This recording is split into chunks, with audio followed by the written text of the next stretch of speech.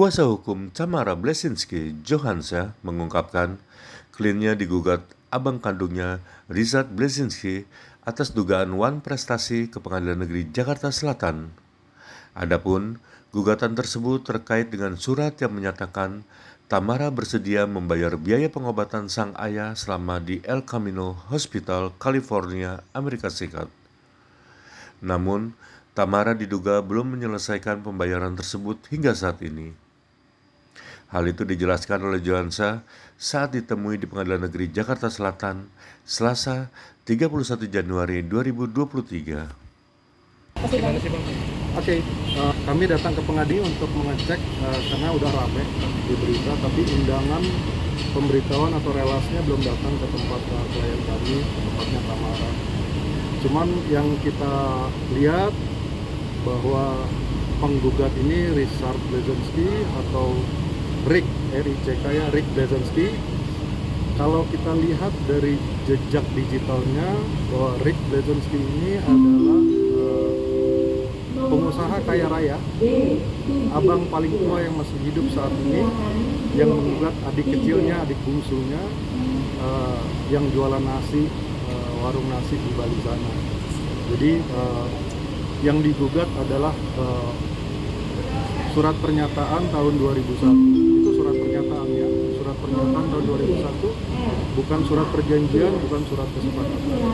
Jadi pernyataan itu bisa dibatalkan kapan saja. Pernyataan itu harus diuji kembali gitu. Pernyataan itu apa? Pernyataan itu tidak boleh dalam tekanan, tidak boleh dalam ancaman. Kita lihat mengenai pernyataan itu dibuat bulan Desember tahun 2001. Ayah mereka meninggal bulan November, belum 40 hari. Jadi itu masih dalam tekanan ayah yang baru meninggal. Jadi kita akan uji di pengadilan bahwa tidak sesederhana itu gitu mengenai yang didalilkan di situ mengenai digugat gitu.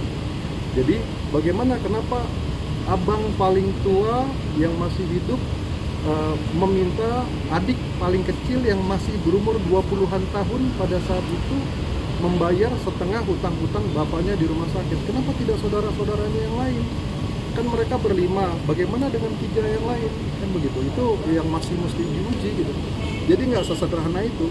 Kenapa hanya kepada Tamara saja, yang lain bagaimana? Gitu. Gugatannya ini bagaimana? Sudah cukup nggak? Kita uji nanti, itu tidak ada masalah.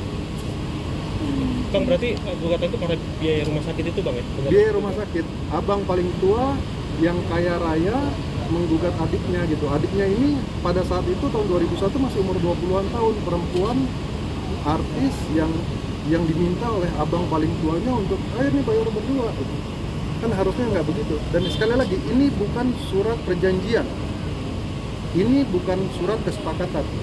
Perjanjian itu diatur di KUH Perdata pasal 1320, ada syarat-syarat sah perjanjian. Nggak sesederhana itu gitu. Ini bukan Tamara tidak membayar uang pinjaman adik, ini bukan pinjaman biaya hidup, bukan pinjaman biaya untuk bisnis gitu. Ini biaya orang tua yang dibebankan hanya kepada adik bungsu. Soal Tamara ini Bang yang tidak mengakui dia sebagai saudara kandung itu gimana Bang? Tamara tidak mengaku. Ada berita seperti itu Bang? Tidak ada, kita tidak masuk di wilayah sana. Ini abang paling tua kepada adik bungsunya. Ini masih ada kaitan yang dengan villa hotel itu masih ya? Ini tidak bisa berdiri sendiri, tidak bisa berdiri sendiri-sendiri.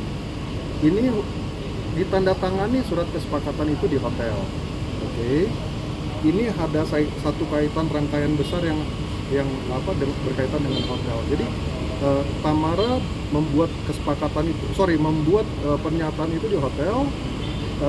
Itu yang lagi kita uji. Yang jelas ini tidak berdiri sendiri-sendiri. Berarti memang terkait warisan, betul? Oh ya, itu masih berkaitan gitu ya, masih berkaitan satu sama lain karena ini kan kakak beradik ya. Oke. Nah, sama yang berikutnya, kami mendengar bahwa Tamara dibilang tidak peduli dengan hotel. Ini logika berpikirnya ada di mana gitu? Tidak peduli dengan hotel. 19 tahun tidak pernah diundang. 19 tahun tidak pernah dilibatkan apa-apa. Bagaimana Tamara mau datang ke hotel? Seperti kita memiliki satu perusahaan, TBK, bisa nggak hanya dengan kita datang setiap hari kepada perusahaan tersebut? Tamara juga ada aturan yang mengatur, namanya Undang-Undang Nomor 40 Tahun 2007 tentang PT Perseroan Terbatas. Undang-undang itu pasal 82 ayat 2 mengatur apa? Mengatur untuk Tamara harus diundang secara patut, Tamara harus dilibatkan secara aturan-aturan. Itu namanya imperatif, keharusan.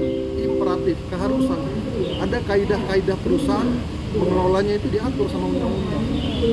Gitu. Jadi nggak bisa dibilang Tamara tidak peduli. Ada lagi saya mendengar bahwa Tamara minta dividen. Logika hukumnya bagaimana? Minta dividen, diundang aja enggak kok. Lu bagaimana mau minta? Apa kendaraan ranah apa untuk meminta dividen? Diundang aja enggak. Suatu hari Tamara didatangi di rumah untuk diminta tanda tangan surat utang. Disinilah persoalan. Tapi ini Cipanas itu milik Tamara ya, secara akta ya.